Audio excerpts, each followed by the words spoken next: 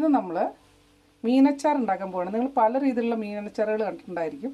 പക്ഷേ ഇന്ന് നമ്മൾ ഉണ്ടാക്കാൻ പോണ മീനച്ചാർ അയിലയും കൊണ്ടാണ്. ഒരു 1/2 കിലോ അയില അതായതായിട്ട് കണ്ടിച്ച് ഉപ്പും മഞ്ഞൾപ്പൊടി മുളകും തിരുമ്മി വെച്ച് ഏകദേശം 1 മണിക്കൂറോളം വെച്ചിട്ടുണ്ട്. ഇനി നമുക്കത് വറുത്ത് കോരാം. നമ്മൾ ആദ്യം ഇട്ട മീൻ വറുത്ത് കോരി എടുത്തു. പിന്നെ അടുത്തതായിട്ട് മീൻ വറുക്കാൻ വെച്ചു. നമ്മുടെ മീൻ ഇങ്ങനെ റെഡി ആയിക്കൊണ്ടിരിക്കുകയാണ്. ഇപ്പോൾ നിങ്ങൾ ഓർക്കുണ്ടായിരിക്കും മീൻ വറുക്കാൻ നേരത്തെ എത്ര മുളകിടണം, എത്ര ഉപ്പിടണം ഒന്നും പറഞ്ഞില്ല എന്ന്. നമ്മൾ ഇന്നും മീൻ വറുത്ത് കഴിക്കണമല്ലേ, നമുക്ക് എത്ര ഉപ്പും മുളകും മഞ്ഞൾപ്പൊടി ഇടണം. അതുപോലെ സാധാരണ ഉണ്ടാക്കണ പോലെ തന്നെ വറുത്തെടുക്കണം. വറുത്തെടുക്കുമ്പോൾ ഒത്തിരി മീൻ അങ്ങനെ ഉണങ്ങാണ്ട് സ്ഥിതി, ഒത്തിരി ഡ്രൈ ആയി പോവാണ്ട് ഒരു തവ അടപ്പത്ത് വെച്ച് അതിനകത്തേക്ക് 1 സ്പൂൺ ഉലുവ ഇട്ട് കൊടുക്കാം. തയ്യാറായി കഴിഞ്ഞു. അപ്പോൾ ഉലുവ തയ്യാറായി. അത് നമുക്കൊരു പാത്രത്തിലേക്ക് മാറ്റി വയ്ക്കാം.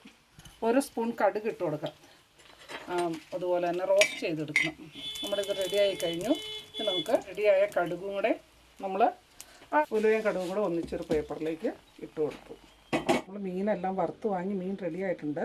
പിന്നെ ആ മീൻ വറുത്ത് വാങ്ങി ചീൻചട്ടി കുറച്ചും കൂടെ എണ്ണ ഒഴിച്ചിട്ട്, മീൻ വറുത്ത ചീൻചട്ടി തന്നെയാണ്, നമ്മൾ കായും തന്നെ അതിനകത്തേക്ക് വെളുത്തുള്ളി ഇടാം. നമുക്ക് മീഡിയം ഫ്ലെയിമിൽ വെച്ച് റെഡിയാക്കി എടുക്കാം. വെളുത്തുള്ളി ഒരുവിധം റെഡിയായിട്ട് വന്നിട്ടുണ്ട്. പക്ഷെ അത് ശരിക്കും ആയിട്ടില്ല. എന്നാലും നമുക്ക് ആ സമയത്ത് ഇഞ്ചി നമ്മൾ ആദ്യം കൊത്തി അരിഞ്ഞ് വെച്ചിരുന്നുണ്ടായിരുന്നല്ലോ, ആ ഇഞ്ചി കൊത്തി അരിഞ്ഞ് വെച്ച് അങ്ങോട്ട് ഇട്ട് കൊടുക്കാം. വെളുത്തുള്ളി ഇഞ്ചി നന്നായിട്ട് മൂത്ത് വരുമ്പോൾ നമുക്ക് അതിനകത്തേക്ക് നന്നായിട്ട് 1 ടേബിൾ സ്പൂൺ മുളക് പൊടി ഇട്ട് കൊടുക്കാം. മുളക് പൊടി ഇട്ടിട്ട് നന്നായിട്ട് ഇളക്കിയിട്ട് അതിനകത്ത് കറിവേപ്പിലയും കൂടെ ഇട്ട് ഒന്നുകൂടെ ഇളക്കാം. ഇൻഗ്രീഡിയൻറ്റ് ചേർക്കേണ്ടത് എന്താണെന്ന് വെച്ച് കഴിഞ്ഞാൽ ഈ മാങ്ങ പൊടിച്ചത്, മാങ്ങ ഉണങ്ങി പൊടിച്ചത്, അത് ആംചൂർ എന്ന് പറയും, അത് ചേർക്കണം. കാരണം നമുക്ക് മീനകത്ത് പുളിയൊന്നുമില്ലല്ലോ, അപ്പോൾ പുളിക്ക് വേണ്ടി ആണ് ചേർക്കണം. അത് ചേർത്തിട്ട് നമുക്ക് ജസ്റ്റ് ഒന്ന് ഇളക്കി കൊടുക്കാം. പിന്നെ ഇതിനകത്ത് കായം, അച്ചാറിനകത്ത് കായം ചേർക്കില്ല, കായത്തിൻ്റെ പൊടിയാണ് ഞാൻ ചേർക്കണേ. അത് നമ്മുടെ ആവശ്യമനുസരിച്ച് കുറച്ച് ചേർത്തു. തീ ഓഫ് ചെയ്തു. ഇച്ചിരി കൂടെ ഇളക്കി 1 സ്പൂൺ വിനാഗിരി ഇതിനകത്തേക്ക് ഒഴിച്ചു കൊടുക്കുക. ഞാൻ ഇതിനകത്ത് അളന്ന് എടുത്തു വച്ചേക്കണയാണ്, കാണാൻ പറ്റുന്നുണ്ടല്ലോ.